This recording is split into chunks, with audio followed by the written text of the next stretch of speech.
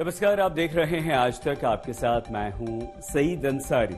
उत्तर प्रदेश में चुनावी वादों की एक नई किश्त आ गई। महिलाओं के बाद कांग्रेस ने युवाओं के लिए वादों का पिटारा खोला। वादा किया गया कि सरकार बनते ही 20 लाख नौकरियां उत्तर प्रदेश के युवाओं को दी जाएंगी। इससे पहले अखिलेश यादव ने 300 यूनिट मुफ्त बिजली से लेकर पेंशन की बहाली तक का दाम चला, तो योगी सरकार ने पहले ही तोहफों की झड़ी लगा दी।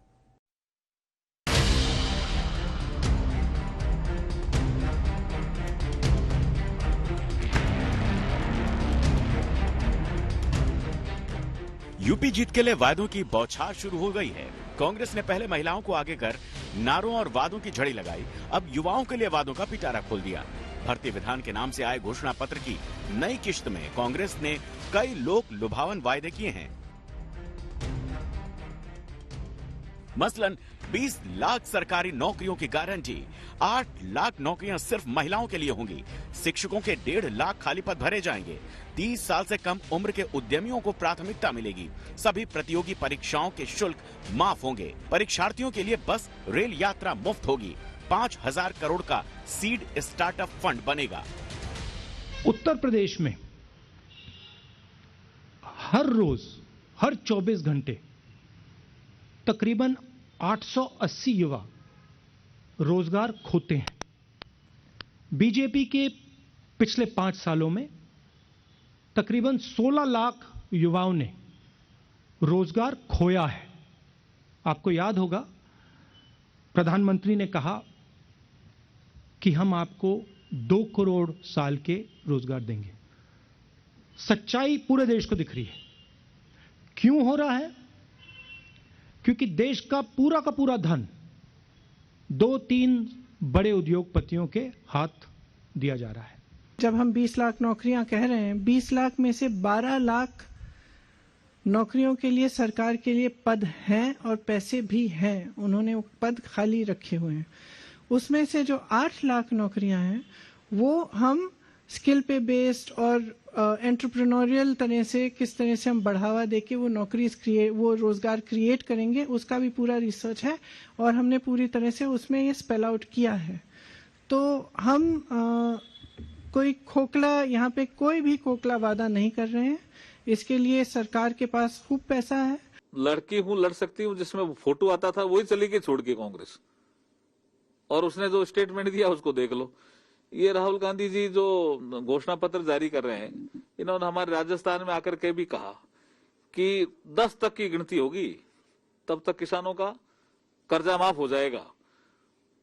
कल परसों बहुत से किसानों की जमीन जब बिकने लगी और किसानों ने हल्ला किया कि साहब ये क्या कर रहे हो, आप कर्जा माफ नहीं कर रहे हो, हमारी जमीनें बिक रही है रोडा एक्ट के तहत। वादों की फहरिस्त में बात सीएम चेहरे तक पहुंची तो प्रियंका ने सवाल का जवाब सवाल से ही दे दिया। मंत्री के चेहरे को लेकर अक्सर सवाल उठते रहते हैं। आपको किसी और का चेहरा दिख रहा है? जी, में कांग्रेस पार्टी की तरफ से। जी, तो फिर तो आप ही चेहरा है, मतलब अब दिख तो रहा है ना सब जगह मेरा चेहरा। जी, ठीक है। वोट के वादों की झड़ी लगाने में कोई पीछे नहीं है। समाजवादी पार्टी ने भी मुफ्त बिजली से लेकर किसानों तक के लिए कई ऐलान किए। सरकारी कर्मचारियों को लुभाने के लिए पेंशन योजना फिर से बहाल करने का वायदा किया। हम समाजवादी लोग जब सरकार बना लेंगे तो 300 यूनिट घरेलू बिजली फ्री होगी। 35 किलो राशन दिसंबर, जनवरी, फरवरी और मार्च में फ्री में देंगे। पुरानी पेंशन व्यवस्था की बहाली होगी जब समाजवादी सरकार उत्तर प्रदेश में बनेगी। राशन में चावल और गेहूं ही नहीं मिलेगा, अब उसमें दाल भी देंगे, तेल भी देंगे और नमक भी देंगे। विपक्ष वादों का पिटारा खोल रहा है तो सरकार चुनावी तोहफों की अंबार लगा रही है। आशा वर्कर्स और छात्रों को स्मार्टफोन, टैबलेट बांटे गए। किसानों के खाते में सीधे 2-2 हजार ट्रांसफर करने का वायदा किया गया। शिलान्यास और लोकार्पण की तो बाढ़ लग गई। दिल्ली से मौसमी सिंह के साथ आज तक ब्यूरो। उत्तर प्रदेश के चुनावी युद्ध में सेनापतियों ने सेफ सीट वाला दांव चला है ताकि न रहे तनाव। पहली बार विधानसभा चुनाव के लिए मैदान में उतरे मुख्यमंत्री योगी आदित्यनाथ ने अपने गढ़ गोरखपुर का रुख किया तो अखिलेश यादव ने भी पहली परीक्षा के लिए परिवार के अभेद्य किले को ही चुना। यादव बहुल करहल सीट पर समाजवादी पार्टी 2002 से कभी नहीं हारी। पूरे यूपी को वचन दिया है हमने, वचन दिया है हमने। ये गरीबों को ढूंढने वाली सरकार है, ये हमारे किसानों को फिर मैं आभारी हूं आदरणीय प्रधानमंत्री जी का, आदरणीय राष्ट्रीय अध्यक्ष जी का। कहीं भी लड़ जाएंगे समाजवादी पार्टी जीत जाएगी। ये गोरखपुर से भारतीय जनता पार्टी का प्रत्याशी बनाया है, लेकिन जो भी समाजवादी पार्टी आगे है, समाजवादी पार्टी आगे है तो आगे ही रहेंगे हम भी। यूपी में जंगे सेनापति शुरू हो गए, अखाड़े तय हो गए, लड़ाई तेज हो गई, जीत बड़ी हो, ऐतिहासिक हो, इसलिए किला अभेद्य चुना गया। इस बार सबसे बड़ी जंग मौजूदा मुख्यमंत्री और पूर्व मुख्यमंत्री में है। पहली बार दोनों फ्रंट से लड़ने को तैयार हैं। मौजूदा मुख्यमंत्री योगी आदित्यनाथ ने इसके लिए सबसे मजबूत गढ़ गोरखपुर को चुना तो अखिलेश यादव ने सबसे सुरक्षित सीट मैनपुरी के करहल को पकड़ा। दोनों ने आसान पिच पर सेफ दांव खेला ताकि खुलकर कप्तानी भी कर सके और चौके छक्के भी लगा सके। लखनऊ से मैनपुरी की दूरी करीब 250 किलोमीटर है। लखनऊ आगरा एक्सप्रेसवे से यहां 3 घंटे में पहुंचा जा सकता है। यहां की करहल सीट समाजवादी पार्टी का गढ़ रही है। 1957 के बाद से सिर्फ 2 बार छोड़कर ये सीट समाजवादियों की झोली में ही गई। यहां से 7 बार समाजवादी पार्टी जीत चुकी है। 2007 से कभी नहीं हारी। 2017 में मोदी लहर में भी समाजवादी पार्टी के सोवरण यादव को 50% से ज्यादा वोट मिले और उन्होंने बीजेपी के राम शाक्य को 40,000 वोट से हरा दिया। करहल विधानसभा सीट में 3.5 लाख से ज्यादा मतदाता हैं। यहाँ का जातीय समीकरण देखें तो यादव वोटर 1,25,000 से ज्यादा हैं, वहीं शाक्य 35,000, क्षत्रिय 30,000, दलित मतदाता 22,000 और ब्राह्मण वोटर करीब 16,000 हैं। मुस्लिम आबादी भी यहाँ अच्छी खासी है। ऐसे में यहाँ जीत का MY फॉर्मूला ही काफी है। मैनपुरी मुलायम सिंह यादव की कर्मभूमि भी रही है। मुलायम सिंह यादव ने करहल के जैन इंटर कॉलेज से पढ़ाई की, फिर यही शिक्षक के तौर पर काम किया। करहल मुलायम सिंह यादव के गांव सफाई से सिर्फ 4 किलोमीटर की दूरी पर है। ऐसे में समझा जा सकता है कि अखिलेश ने अपना पहला विधानसभा चुनाव लड़ने के लिए किस मजबूत किले को चुना है। कहीं भी लड़ जाएंगे समाजवादी पार्टी जीत जाएगी, लेकिन सवाल ये है, ये लोग जाने वाले लोग हैं। ये स्टूल लेकर के रहे पूरे अपने कार्यकाल 4.5 साल निकाल दिया। 4.5 साल अपमानित हो रहे डिप्टी सीएम, अपमानित हो रहे। अपमानित होने वालों का कोई जवाब नहीं देंगे। लेकिन कहां गए? मैनपुरी गए, करहल विधानसभा में गए, ऐसा मैंने सुना है। अभी मुझे मालूम नहीं है कि वो करहल लड़ेंगे कि अभी घोषणा हुई है, लेकिन उनकी हिम्मत नहीं पड़ रही थी चुनाव लड़ने की। अब वो चुनाव लड़ने के लिए गए हैं। मुझे लगता है कि इतनी करारी टक्कर वहां भारतीय जनता पार्टी देगी कि श्री अखिलेश यादव जी को समझ में आएगा साइकिल कैसे चलाए। सेफ सीट का सियासी मतलब भी है। कोई नहीं चाहता कि बड़ी लड़ाई में अपनी सीट पर ही फंस जाए। आसान सीट पर जीत भी पक्की होगी, वक्त भी ज्यादा नहीं देना होगा और आत्मविश्वास भी आसमान पर होगा। सेनापति को सिर्फ अपनी लड़ाई नहीं लड़नी होती, हर सीट पर लड़ना होता है, हर सीट पर जीत दिलानी पड़ती है। माननीय राष्ट्रीय अध्यक्ष जी को प्रत्याशी बनाने के लिए कन्नौज के लोग लगातार मांग कर रहे थे। आजमगढ़ के लोग, जहां से सांसद हैं माननीय राष्ट्रीय अध्यक्ष जी, वहां के लोग चाह रहे थे, और मैनपुरी के लोग।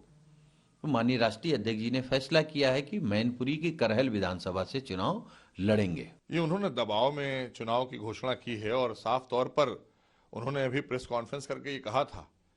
मैं देख रहा था कि वो कह रहे थे कि मुझे आजमगढ़ की जनता जब अनुमति देगी तब हम चुनाव में जाएंगे वहां।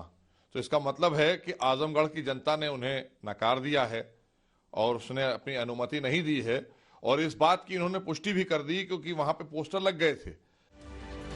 अपने गढ़ से लड़ने का फायदा ये भी है कि पूरे इलाके पर इसका असर होता है। गोरखपुर गांव से योगी आदित्यनाथ पूरे पूर्वांचल को साधना चाहते हैं। इस बार बीजेपी को पूर्वांचल बचाने की चुनौती है। यहाँ से कई साथी पाला बदल चुके हैं। वहीं करहल से लड़कर अखिलेश पश्चिमी यूपी में पकड़ मजबूत करना चाहते हैं, जहां किसान आंदोलन ने बीजेपी की परेशानी बढ़ा दी। पिछले चुनाव में बीजेपी को पश्चिमी यूपी की 97 सीटों में से 44.4 वोट प्रतिशत के साथ 82 सीटें हासिल हुई थी। वहीं एसपी को 19.5% वोट के साथ 9 सीटें मिली थी। मैनपुरी वो इलाका है जो न केवल पश्चिमी यूपी में आगरा मंडल तक अपना असर डालता है, बल्कि अवध में कानपुर तक अपना प्रभाव छोड़ता है। इसमें फिरोजाबाद, एटा, औरैया, इटावा, कन्नौज की सीटें शामिल हैं। अब देखना है कि जंगे सेनापति में किसका दांव चलता है, कौन किस पर भारी पड़ता है, कौन अपने गढ़ से पार्टी के नैया पार लगाता है।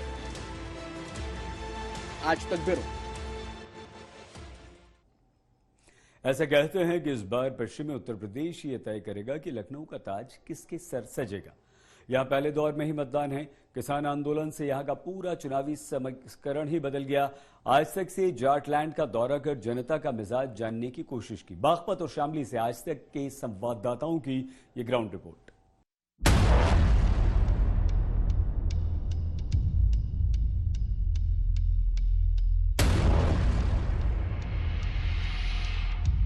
खाट, जाट, हुक्का, चौपाल, गन्ना, किसान और मुसलमान, पश्चिमी यूपी की सियासत इन्हीं के इर्द गिर्द घूम रही है। यही तय करेंगे कि लखनऊ की सत्ता पर कौन काबिज होगा। पश्चिमी यूपी में पहले ही चरण में मतदान है। आज तक ने यहां के मतदाताओं का मूड भांपने के लिए जाट बहुल इलाके बागपत और शामली का रुख किया। पश्चिमी उत्तर प्रदेश में समाजवादी पार्टी की सत्ता में वापसी तभी हो सकती है जब जाट और मुस्लिम एक होकर के यहाँ पर वोटिंग करें। अगर ऐसा नहीं होता है तो 22 में 22 किल का सपना अखिलेश यादव का वैसे ही धराशायी हो जाएगा। जिस तरीके से 2013 में मुजफ्फरनगर दंगों के बाद समाजवादी पार्टी पूरे पश्चिमी उत्तर प्रदेश से पूरी तरीके से सफाया हो गई थी। यही वजह है कि अखिलेश यादव इस समीकरण को जोड़े रखने के लिए पूरी कवायद पश्चिमी उत्तर प्रदेश में कर रहे हैं। पश्चिमी यूपी में इस बार समाजवादी पार्टी और आरएलडी का गठजोड़ है। जाटलैंड में चौधरी चरण सिंह का जोर रहा है, लेकिन इस बार छोटे चौधरी को लेकर कैसी चर्चा है, ये समझने के लिए आज तक बागपत के चौपाल में पहुंचा। भाई का टिकट दिया होता, जहाँ तक मेरा मानना है, मैं ना भाजपा से हूँ और ना ही मैं सपा का सपोर्ट करता और ना आरएलडी का सपोर्ट करता। हम तो पुराने कांग्रेस ही रहे हैं, तो गांव में रहना चौधरी हो गए। हमें किसी भी पार्टी से कोई लेना देना नहीं है। साथ में लेकर चलेंगे जब ही ये कैंडिडेट सफल हो पाएगा। किसी एक जाति के भरोसे कोई कैंडिडेट सफल नहीं हो पाएगा। बिल्कुल, तो मिली जुली प्रतिक्रिया है। आप बताइए अंकल, किस तरीके से यहाँ पर जो कैंडिडेट उतारे गए हैं उसको लेकर के माहौल है यहाँ? ठीक है, माहौल बढ़िया है। हाँ, बढ़िया माहौल है यहाँ तो। लोनी से लेकर शामली तक 5-6 चौधरी भी हैं, गुज्जर भी हैं और एक ही टिकट है ये इनका नवाब साहब का। तो नवाब साहब काफी पहले से हम लोकदल से जुड़े हुए हैं, सेवा कर रहे हैं, हम उनके साथ हैं और नल के निशान के साथ है। जयंत चौधरी के चेहरे के ऊपर हम वोट डालेंगे। स्थिति तो संघर्ष में है और मैं वो पहले भी बता दिया था, हर पार्टी सपा हो या भाजपा हो, सब जातिवाद फैला रहे हैं और जातिवाद फैलाने का लोगों में असर आवा है। गवर्नमेंट रही बात काम धाम की करने की, काम कोई करने वाला नहीं है इस क्षेत्र में। पिछले 50 साल से देख रहे हैं, लोनी बॉर्डर जहाँ था जैसा था वो का वो है, ना कोई तरक्की है ना कोई डेवलपमेंट है, इधर कुछ नहीं ना होने वाला।